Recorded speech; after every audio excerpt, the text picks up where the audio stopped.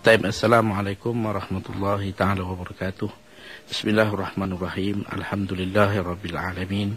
Wa bihi nasta'in ala umurid dunya waddin. Wa sallallahu wasallama ala sayyidil mursalin sayyidina Muhammadin khatamin nabiyyin wa alihi wa sahbihi ajma'in. Wa la haula wa la quwwata illa billahil aliyyil azim.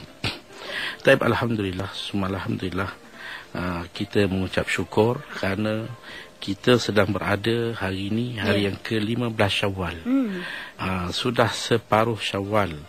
Kalau kita lihat bagaimana kepantasan masa yang terus bergerak dan berlalu daripada Rejab, Syaban, Ramadan, Syawal. Kalau minggu lepas kita berada pada hari yang ke-8, hari ini hari yang ke-15. Masih berada dalam suasana Syawal.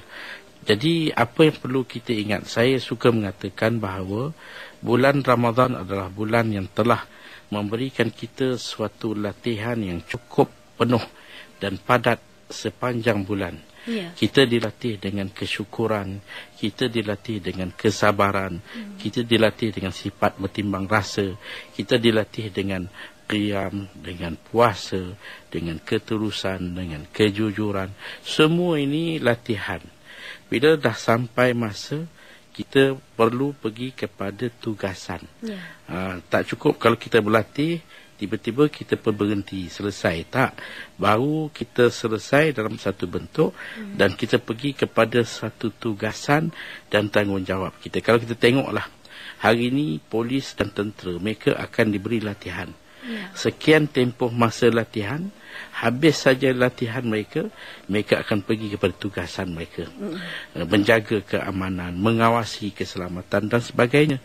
Kita pun begitu juga. Kita ni dilatih untuk mentaati perintah Allah. Kenapa kita disuruh puasa? Makanan ada. Kenapa kita tak boleh makan? Segala-galanya ada. Selalunya kita tak makan ni kerana kita tak ada makanan, tak cukup makan, duit tak ada, tak ada selera, ni semua ada. Tapi kita tak disuruh, tak diberi makan. Dan disuruh kita menahankan diri. Itulah latihan yang mengajar kita untuk bersyukur, untuk bersabar.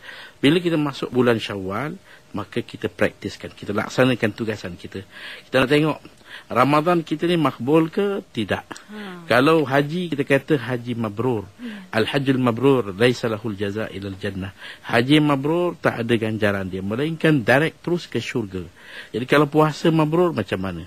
Maka haji mabrur kita dapat tahu kemakburannya ialah atas perubahan yang berlaku. Pergi dan balik mengubah keadaan sebelum pergi dan balik. Bukan mengubah dalam bentuk pakaian. Dulu tak pernah pakai serban, sekarang dah mula pakai serban. Dulu tak pernah pakai jubah, sekarang bukan itu.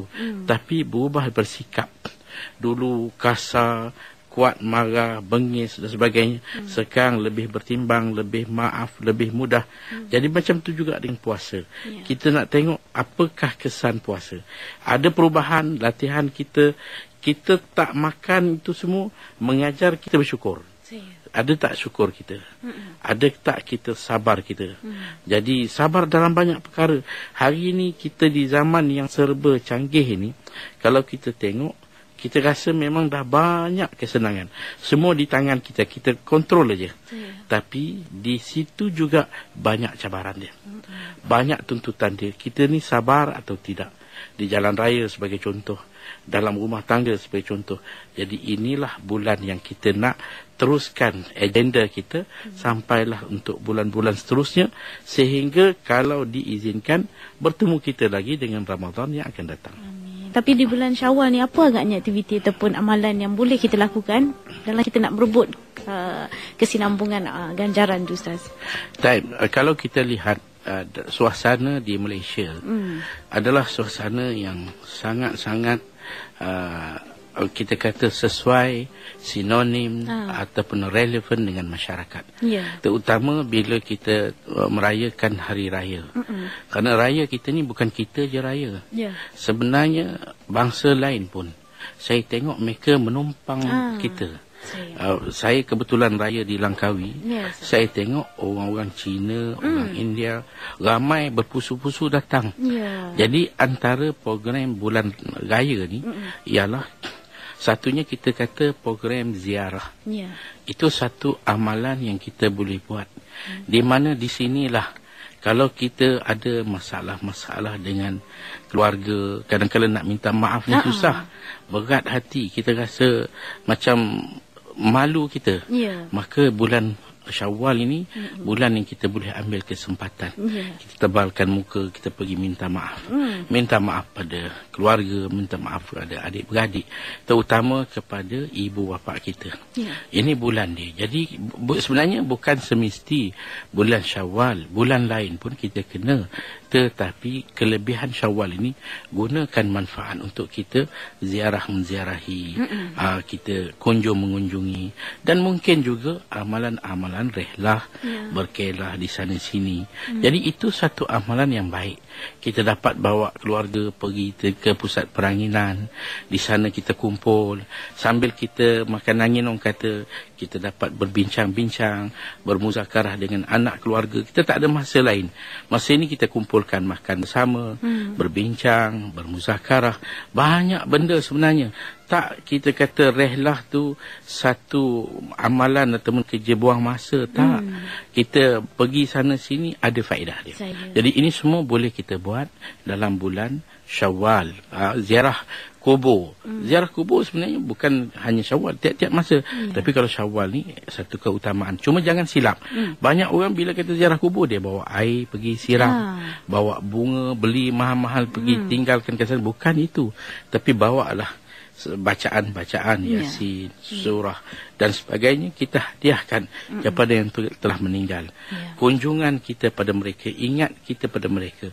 Bahkan setiap kali kita solat, kita baca saja apa saja pembacaan, niat hadiah kepada ibu bapa yang telah meninggal. InsyaAllah amalan itu akan sampai. Jadi banyak benda yang kita boleh buat bila mana kita berada di bulan Syawal. Jadi saya nak ingatkan balik bahawa dalam 15 yang akhir ini, maka ini memberikan masih lagi peluang kepada mereka yang belum berkesempatan puasa 6.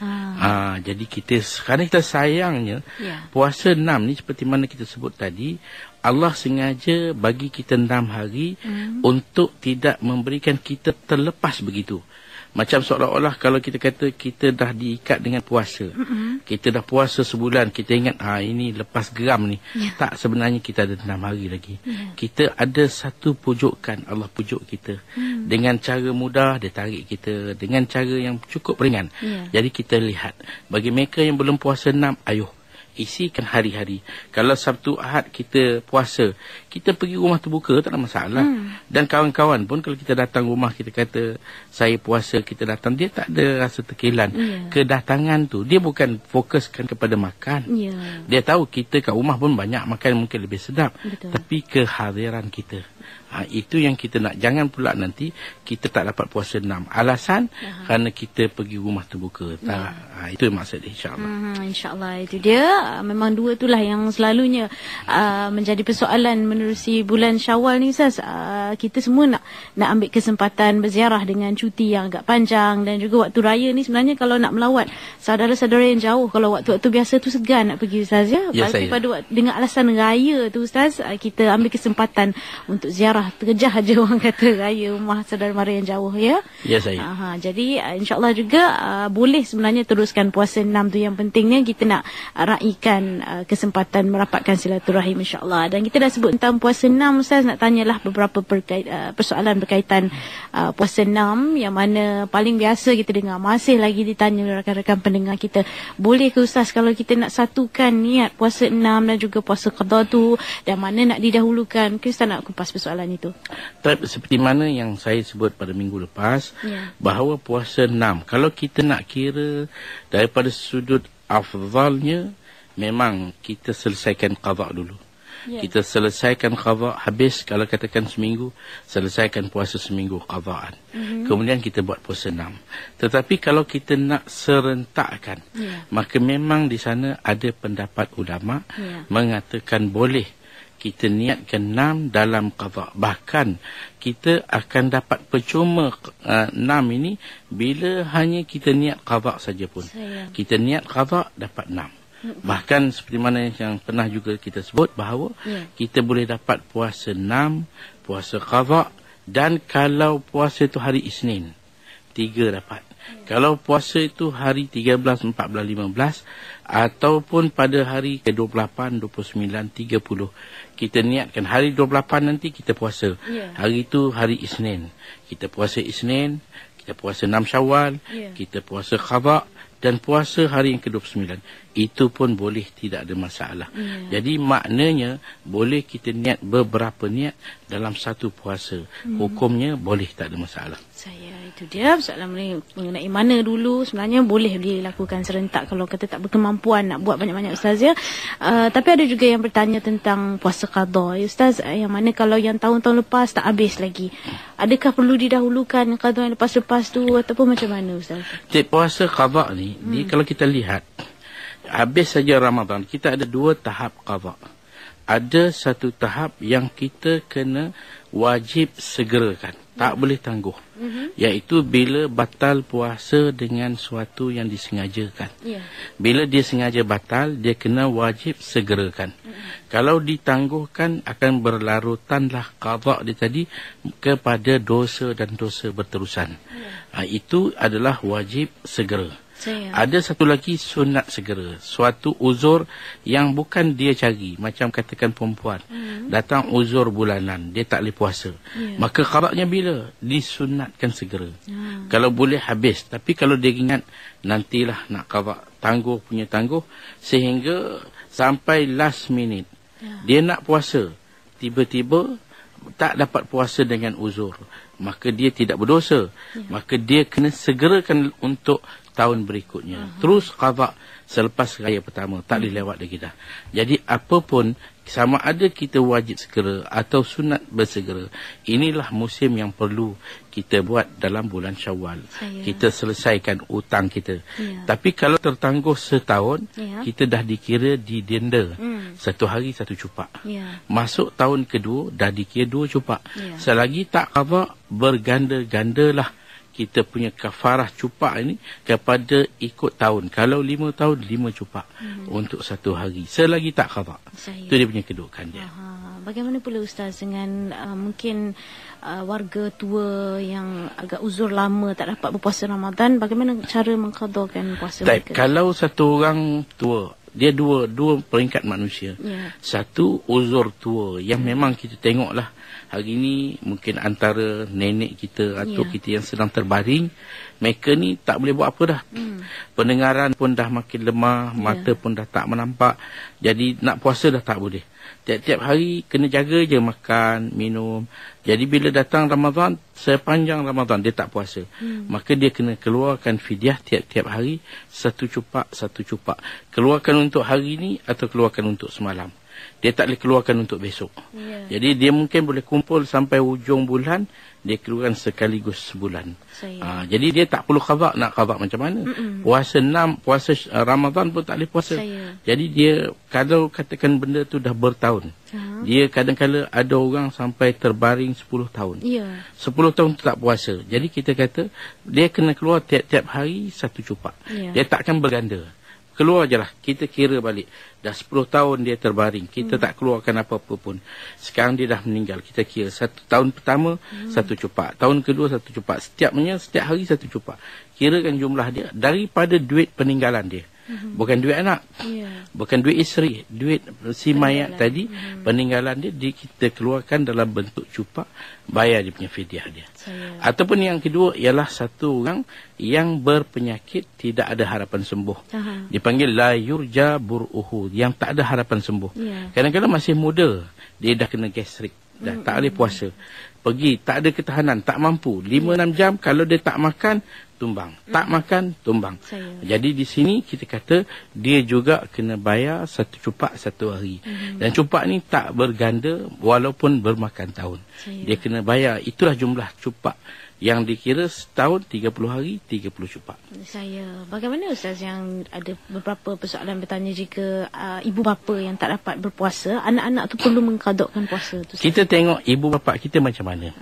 Contohnya kalau dia tak boleh puasa bulan Ramadan dengan sesuatu uzur, memang tak mengizinkan. Dan selepas habis Ramadan, dia tak berkesempatan nak qadha. Habis raya pertama, masuk raya kedua, dia pun meninggal. maka itu dia tidak meninggalkan apa-apa beban hutang. Kerana dia tak mampu puasa dan tak sempat qada.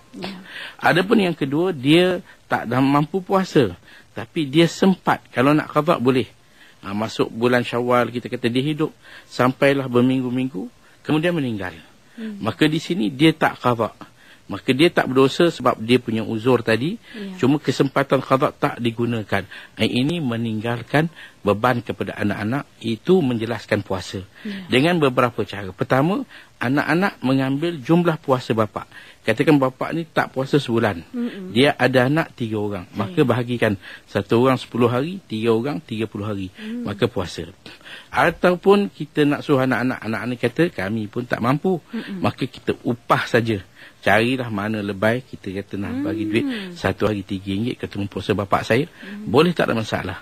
Ataupun kita gantikan dalam bentuk cupak. 1 hari 1 cupak, 30 hari 30 cupak.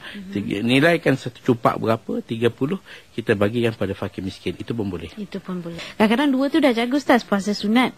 Alhamdulillah, berziarah Alhamdulillah. Tapi kadang-kadang ada yang terlupa atau terbabas sebab solat tu, sebab rasakan payah untuk bermusafir dan juga solat tepat pada waktu. Ya Ustaz, masih lagi orang tanyakan melalui Facebook kita berkenaan solat kasar, jamak dan sebagainya.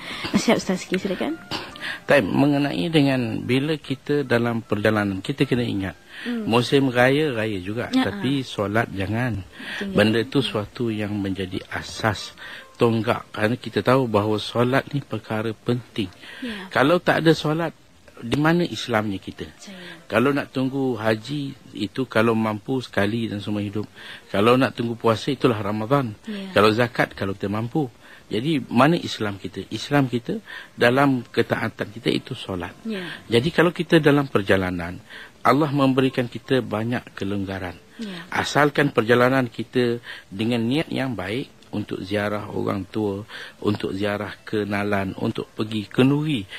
Sekarang ni juga masalah musim raya ni banyak sangat kenduri kahwin. Jadi kita dijemput anak keluarga, anak abang, anak adik, kita ziarah kenduri. Jadi perjalanan kita kalau 86 km ke atas, dikira daripada ujung bandar yang kita tinggal. Kalau Kuala Lumpur ni, ujung dia ialah Selayang sana, Templer. Ujung tu mula. Jarak 96 km menuju ke utara atau menuju ke selatan. Maka di sana kita boleh jamak. Kita boleh buat jamak, takdim ataupun takhir. Dan kita juga boleh qasar. Dia tak semesti dua-dua tu sekali. Jamak saja boleh, qasar saja boleh. Jamak dan qasar kedua-duanya boleh. Selalu orang tanya tentang hari Jumaat. Bila solat Jumaat nak jamak dengan asar, boleh, tak ada masalah. Tapi kena solat Jumaat. Kalau tak nak Jumaat, kena keluar sebelum subuh. Hari Jumaat perjalanan kita, sebelum subuh kita dah keluar. Maka kita dah sampai sebelum subuh di Rawang katakan. Maka kita tak solat Jumaat pun tak ada masalah. Tapi kalau pukul 9, 10 kita keluar, kita wajib dapatkan Jumaat. Dan kita boleh jamak Jumaat dengan asar. Macam mana cara dia? Kita buat Jumaat, dalam Jumaat kita hadirkan dalam hati kita yang kita nak jamakkan solat asar dalam Jumaat. Mana habis saja imam bagi salam, kita doa ringkas, kita bangun dan buat asar. 2 rakaat dengan niat saja aku solat fardu asar, 2 rakaat qasar jamak takdim. Kerana Allah Ta'ala kita buat asar, maka itu kita buat. Maghrib Isyak pun macam tu juga. Kita boleh buat jamak takdim, kita boleh buat jamak takhir, ikut kesesuaian masa yang ada dalam perjalanan. Cuma jamak takdim, apa yang perlu kita jaga ialah pelaksanaan solat mesti berturut-turut. Jangan kita putuskan dia. Dan mesti ikut tertib. Buat maghrib kemudian Isyak, buat zuhur kemudian asar. Ada pun jamak takhir, kita boleh buat berpisah. Buat asar zuhur dulu, lepas tu berhenti sekejap makan, sambung pula dengan asar. Boleh. Buat maghrib dulu, waktu maghrib Isyak dah masuk, kita buat maghrib, berhenti sekejap makan, kemudian buat Isyak pula. Boleh, tak ada masalah. Jamak takhir tak semesti berturut-turut. Cuma sunat kita buat secara tertib, sunat kita buat secara berturut-turut. Yang penting ialah kita lakukan solat bawakan anak-anak, lakukan solat berjemaah dalam perjalanan di mana-mana. Alhamdulillah di Malaysia ni kalau kita tengok kemudahan RNR yang kita tengok ada di sepanjang perjalanan, itu kemudahan untuk kita ambil wuduk dan solat berjemaah boleh kita lakukan di mana. Tak ada alasan untuk kita kata tak ada tempat nak solat lah, tak ada saja kemudahan, insya-Allah.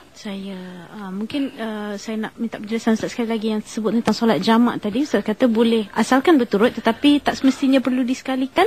Boleh berhenti rehat makan, macam mana tu Ustaz? Itu kalau jamak takhir.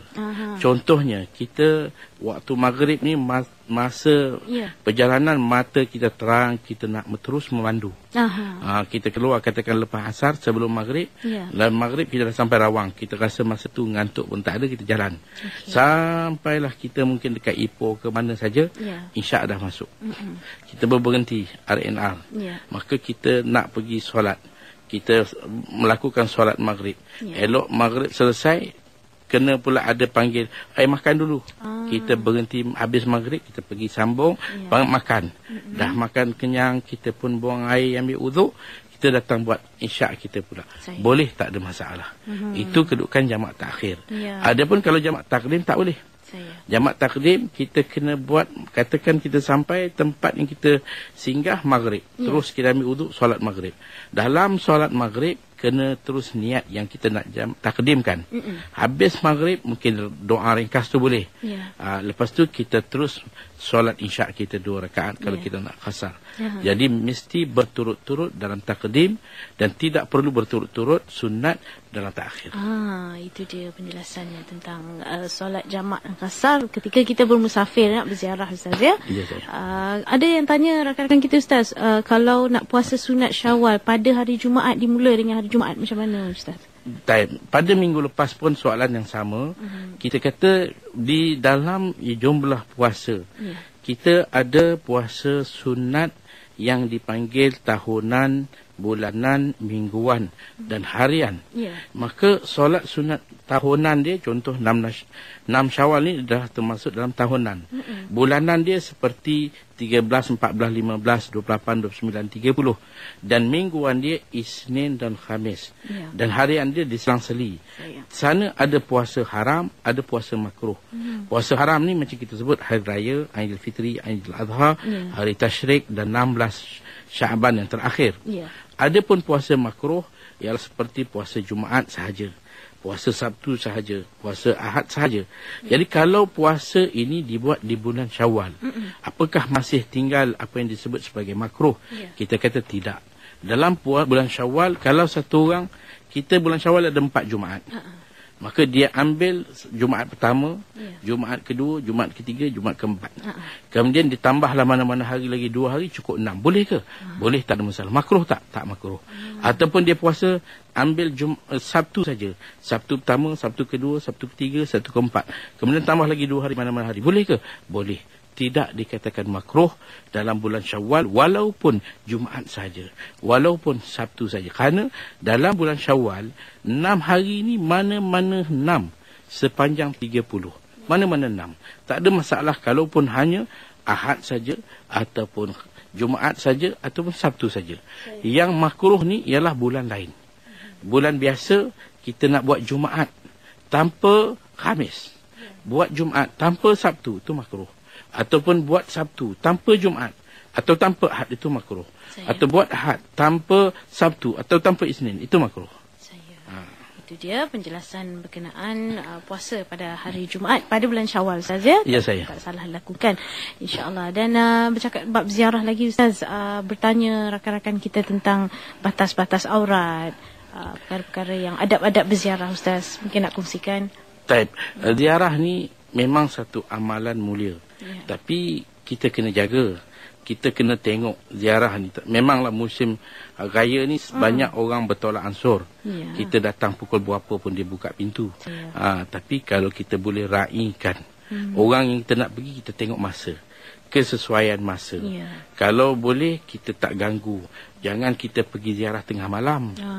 Jangan kita pergi ziarah waktu pagi-pagi hari. Jadi waktu-waktu yang tidak mengganggu. Jadi cari masa yang mana tidak mengganggu dan maklumkan kita jangan pergi terjah macam tu je, terkejut je. Memang musim awal Syawal ni banyak lagi kuih raya. Tapi bila dah tengah dan akhir dah tak banyak. Kadang-kadang sampai dia pun tak sempat nak masak. Jadi kita ingat dia tak layan kita, sedangkan dia pun dengan anak kecil nak masak untuk kita. Barang tak ada. Kita kena tengok. Kadang-kadang satu amalan mulia ialah kita bawa sesuatu buah tangan. Kita pergi rumah orang ni, kita bawa buah tangan, beli buah ke. Kalau dekat Thailand saya tengok, bila dia pergi ziarah selatan Thailand, dia bawa gula. Dia bawa 1 kilo, 2 kilo, dia pergi rumah, dia ziarah, dia bagi hadiah gula. Jadi kita, masyarakat kita ni, apa-apalah yang sesuai. Kita bawa makanan. Jadi kita tak nak membebankan. Jadi mudah-mudahan dengan perkongsian suasana yang mulia ini akan menjadi satu tarikan yang cukup baik. Sehingga bukan Islam pun dia boleh ziarah kita. Kita boleh jemput orang jiran. Macam sekarang ni, satu amalan di Kuala Lumpur yang terkini ialah amalan rumah terbuka. Tapi bukan satu yang menjadi wajib sampai kita nak kena berhutang untuk buatkan rumah terbuka. Sehingga orang terpaksa berhutang. Dia kata, malunya saya tahun lepas saya buat meriah, tahun ini bisnes tak jalan, jadi tak cukup duit, berhutang. Tak, kita buat ala kadar yang sesuai. Yang kita nak bermegah-megah. Ini tak, kita nak menghiburkan di keluarga jiran, kita panggillah buat makan, tak ada masalah. Satu cara yang kita boleh menghiburkan suasana dengan makan minum, insya-Allah. Kadang-kadang orang pergi bukan nak makan sangat, Ustaz, ya? Kita nak meraihkan kemeriahan tu. Ya, betul-betul. Makan di mana pun, setiap orang di rumah pun ada makan. Tapi kita nak bagi, orang kata, wujudkan suasana raya ini, insya-Allah. Dan satu amalan yang perlu kita ingat, amalan puasa ni. Sehingga orang bila habis saja puasa, masuk raya, dia pun macam tutup buku. Habis buku Ramadan, puasa dia letak ke tepi. Tak nampak dah puasa. Lepas ni dia makan aja. Itu satu kesilapan. Kita jangan tutup. Rekod kita masih ada. Ada benda lagi. Bila habis saja puasa, kita kena tengok balik hutang kita. Ini kita bisnes dengan Allah ni. Hutang kita ni jangan kita lupa. Selalunya kita lupa, kita dia ingat orang berhutang. Yang kita berhutang, kita tak ingat. Jadi kita kena tengok balik. Kita mungkin kalau suami tengok, aku tak ada hutang. Tapi kita ada tanggungjawab. Isteri kita, anak gadis kita. Jadi kita imbas balik. Tanya, bila nak qada? Jadi wujudkan suasana. Sebab tu saya suka mengatakan, suasana puasa, dia boleh membantu keluarga. Maknanya bila bapa atau suami bangun sama sahur, bapa bangun makan dengan anak. Ajak ibu, mai kita teman anak kita. Anak kita banyak lagi. Kalau nak tunggu nanti dia dah masuk sekolah, dia tak boleh nak qada lah. Mai kita bantu sama. Kita buat masak. Macam bulan puasa. Mungkin hari Khamis ke, hari Jumaat ke, kita sama bangun makan. Jadi kita selesaikan qada. Kita wujudkan suasana. Walaupun si bapa tu tak puasa, dia bangun makan sahur, tak apa. Wujudkan suasana. Ini penting. Kerana macam contohnya, bila isteri melahirkan anak di bulan Ramadan, sebulan dia tak puasa. Nak qada sebulan 30 hari ni, bukan senang. Sebulan, kalau kata 10 hari ke 5 hari, itu senang. Ni sebulan 30 hari dia nak puasa. Kalau tidak ada satu sokongan suami, membuatkan satu susah. Dia ibu, dia masak pada anak-anak.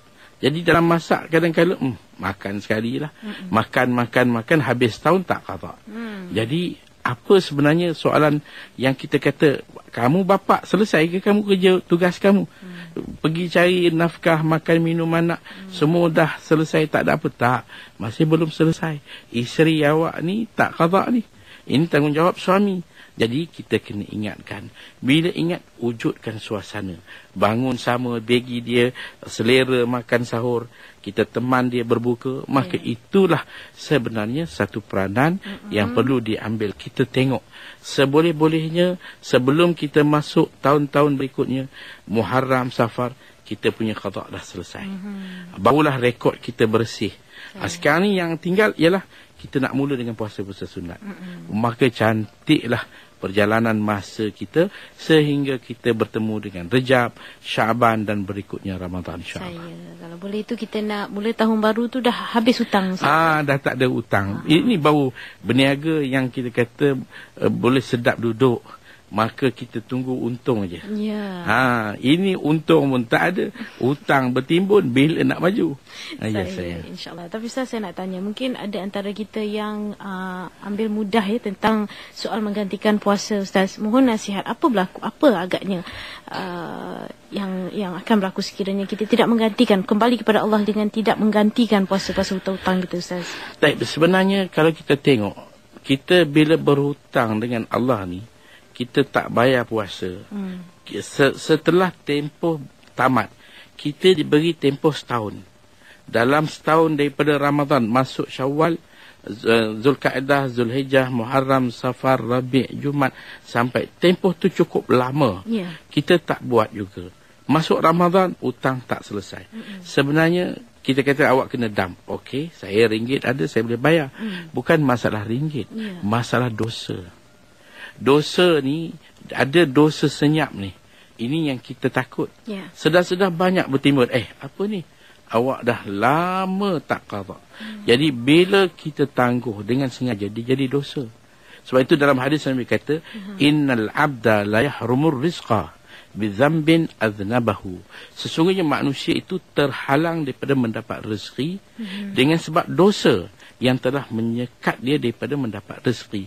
Kadang duit dapat banyak tapi tak tahu ke mana. Setengah orang hari ni dia mengeluh. Gaji nak banding dengan adik-beradik lain, dia lebih. Nak banding dengan kawan, dia lebih. Rumah, kereta, tapi cukup bulan tak ada. Cukup bulan tak ada. Kat mana pergi? Tak ada keberkatan dia. Mana nak berkat kalau awak masih berdosa dengan Allah? Dosa kering dipanggil. Dosa yang kita sengaja berlaku. Iaitu tak qada. Sebab itu kita qada lah. Lihat ini satu tuntutan. Sebab itu kalau kita tengok apa yang disebut oleh Aisyah. Umirna biqada'is sawmi walam nu'mar biqada'is salah. Kata Aisyah, kami disuruh oleh baginda supaya mengqada'kan puasa dan tidak mengqada'kan solat. Ini ketika uzur. Sebulan dia uzur 15 hari, 10 hari, seminggu, dia kena qada' puasa dia. Walaupun solat tak kena qada'. Jadi sebab kita tak nak utang terus utang, membuatkan kita berdosa yang tidak henti.